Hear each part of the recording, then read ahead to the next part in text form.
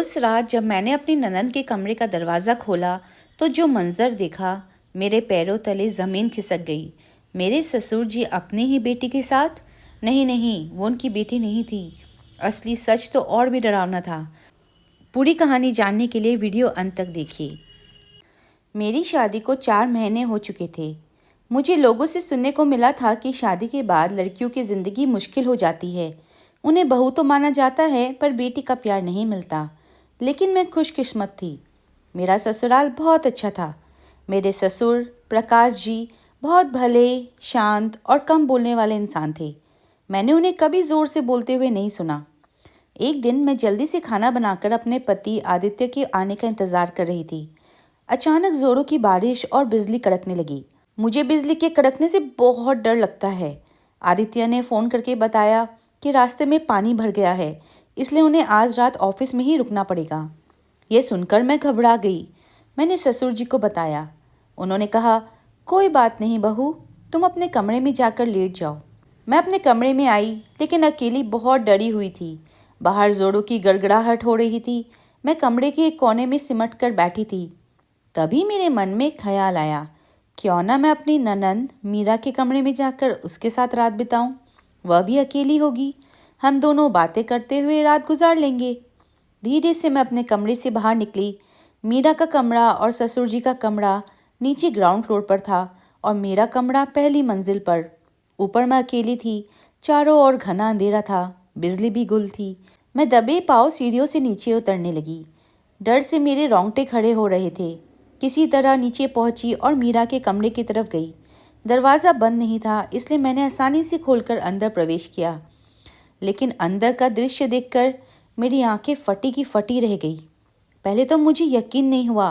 लगा क्या मैं सही देख रही हूँ? पर यही हकीकत थी। मेरी ननद मीरा सिसक रही थी। उसके रोने की आवाज़ मेरे कानों तक आ रही थी। वह रोते हुए मेरे ससुर यानी प्रकाश जी के हाथों से खुद को बचाने की कोशिश कर रही थी। प्रकाश जी को देखकर मुझे लगा जैसे कोई शैतान मेरी ननद को प्रताड़ित कर रहा हो। मैं सोचने लगी, एक पिता अपनी बेटी के साथ ऐसा कैसे कर सकता है? सास जी को गुजरे कई साल हो चुके थे। कौन जाने मीरा पर यह जुल्म कब से हो रहा होगा। आज मुझे समझ आया कि मीरा हमेशा चुपचाप और उदास क्यों रहती थी। दरअसल मेरी शादी के पहले मैंने सुना था कि अगर ससुराल में अविवाहित ननद हो तो घर बसाना थोड़ा मुश्किल होता है, क्योंकि ननद अपने पति और पिता पर ज़्यादा हक जताती है। लेकिन मीरा बाकी नंदों जैसी नहीं थी।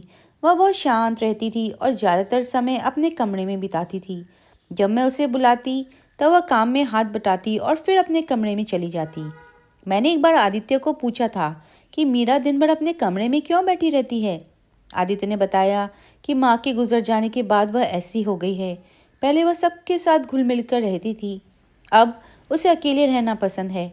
तुम ज़्यादा बात मत करना उससे, वही बेहतर होगा। मैंने मीरा के बारे में अपनी माँ को भी बताया था। माँ ने कहा था, तुम्हें बहुत अच्छा ससुराल मिला है, ये तुम्हारा सौभाग्य है। तुम किसी की ज़्यादा चिंता मत करो, अपने पति के साथ खुश रहो। मैंने भी यही मान लिया था। मैं शाम होते ही खाना खाकर अपने ऊपर वाले कमरे में चली जाती। मेरा और आदित्य का अपना संसार था। हम एक दूसरे में बहुत खुश थे, इसलिए आसपास क्या हो रहा है इस पर हमारा ध्यान नहीं जाता था। मैं देखती थी कि रोज़ मीरा अपने पिता से नाराज़ होती थी और ससुर जी उसे मनाने की कोशिश करते थे। ससुर जी उसका खास ख्याल रखते थे। अगर वह खाना नहीं खाती तो अपने हाथों से खिलाते थे। वह उसकी हर जिद पूरी करते थे। मुझे कभी कभी ससुर बेटी के इस रिश्तों से जलन भी होती थी, लेकिन आज उस रात की बारिश ने और मेरे ननद के कमरे में जाने ने मेरे सामने ससुर जी के प्यार के पीछे छिपे भयानक इरादे को खोलकर रख दिया था। मैं देखती रही कि मेरे ससुर अपनी बेटी के साथ शारीरिक संबंध बना रहे थे। आज मुझे पता चला कि वो अपनी ज़रूरतों को पूरा करने के लिए अपनी ही बेटी का इस्तेमाल कर रहे थे। तभी मेरे ससुर जी को एहसास हुआ कि कमरे में और कोई भी है। उन्होंने मीरा को छोड़कर मेरी ओर देखा। वह मुझे इस समय मीरा के कमरे में देखकर हक्के बक्के रह गई। डरकर बोले, बहू तुम इस वक्त यहाँ क्यों? मैंने हिम्मत की। मैंने मीरा का हाथ पकड़ा और उसे वहाँ से हटाकर ससुर जी के सामने खड़ी हो गई। मैंने कहा, आपको शर्म नहीं आती अपनी ही बेटी के साथ ऐसे करते हुए? आप पिता के नाम पर कलंक है। ईश्वर किसी भी लड़की को आप जैसा पिता न दे। मीरा मेरे पीछे कांप रही थी। ससुर जी ने डरते हुए कहा, बहू तुम्हें गलतफहमी हो रही है। मीरा के कान में दर्द है, मैं बस दवाई लगा रहा था, तुम गलत समझ रही हो। मैंने कहा, आप बहुत बेशर्म इंसान हैं। इतना बड़ा पाप करने के बाद भी झूठ बोल रहे हैं। मैंने सब कुछ अपनी आंखों से देखा है। आप अभी इस कमरे से निकल जाइए, नहीं तो मैं पुलिस को बुलाऊंगी। पुलिस का नाम सुनते ही वह डर गए और चुपचाप कमरे से बाहर चले गए। उनके जाने के बाद मैंने दरवाज़ा बंद किया और मीरा को गले लगा लिया। वह मेरे सीने से लगकर बहुत रोई। यह उसकी सालों की दर्द और जुल्म की चीख थी। रोते रोते उसने बताया कि जब वह 11 साल की थी तब उसकी माँ की शादी ससुर जी से, जो उसके सौतेले पिता थे, उनसे हुई थी। आप मेरे ससुर की सगी बेटी नहीं हैं? मैंने हैरान होकर पूछा। मीरा ने बताया कि उसके असली पिता ने तलाक के बाद उसे माँ के पास छोड़ दिया था। माँ को लगा था कि मेरी वजह से वह दोबारा शादी नहीं कर पाएगी, पर बाद में उनकी शादी प्रकाश जी से हुई। उन्होंने भी उसे अपना लिया, पर कुछ ही दिनों में मीरा को उनके बुरे इरादे समझ आने लगे। जब वह 12 साल की हुई तब उसे समझ आने लगा कि उसके सौतेले पिता उसे गलत तरीके से छूते हैं। वह चुप रही क्योंकि वह अपनी माँ की शादी नहीं तोड़ना चाहती थी। एक दिन हिम्मत करके उसने माँ को सब बताया, पर माँ ने यकीन नहीं किया, बल्कि उसे ही डांट दिया। मेरी अपनी माँ ने मुझ पर यकीन नहीं किया तो और कोई क्या करता, मीरा ने कहा। एक दिन उसकी माँ ने उन दोनों को आपत्तिजनक स्थिति में देख लिया। माँ को इतना सदमा लगा कि उन्हें दिल का दौरा पड़ा। अस्पताल में कुछ दिन रहने के बाद माँ की मौत हो गई। मरने से पहले माँ को अपनी गलती का एहसास हुआ और उन्होंने मीरा से माफ़ी मांगी, पर तब तक बहुत देर हो चुकी थी। माँ के जाने के बाद मैंने घर छोड़ना चाहा, पर एक अकेली लड़की के लिए बाहर की दुनिया और भी खतरनाक है। इस दुनिया में मेरे सौतेले पिता जैसे बहुत लोग हैं, इसलिए मैंने अपनी किस्मत को मान लिया और इस घर में रही। माँ के गुजरे 6 साल हो चुके हैं। इन 6 सालों में मेरे सौतेले पिता मेरा इस्तेमाल करते रहे। मैंने मीरा का हाथ पकड़ा और कहा, अब तुम्हें डरने की ज़रूरत नहीं है।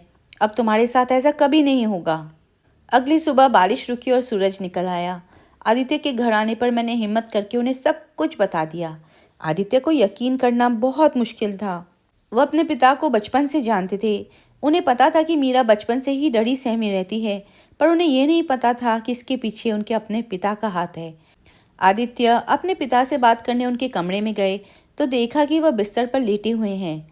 आवाज़ देने पर भी उन्होंने कोई जवाब नहीं दिया। आदित्य ने उन्हें छुआ तो उनका पूरा शरीर बर्फ जैसा ठंडा हो चुका था।